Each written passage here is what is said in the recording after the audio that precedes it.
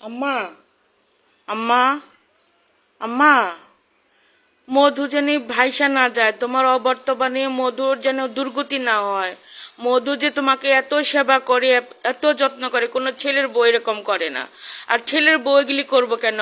সবুজকে দেখছি না, সবুজ তো নানুর অফিস থেকে এসে বৃহস্পতিবার, শুক্রবার, শনিবার নানুর যত আগামোতার কাপড় চোপড় সব সবুজ মামা নদীর ঘাটে নিয়ে তারপরে কাচ্ছে ধুইছে।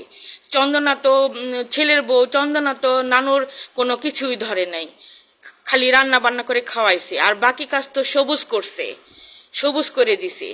তো ছেলেরা করবে, মায়ের সেবা হচ্ছে ছেলেরা করবে, ছেলের বউ কেন করবে?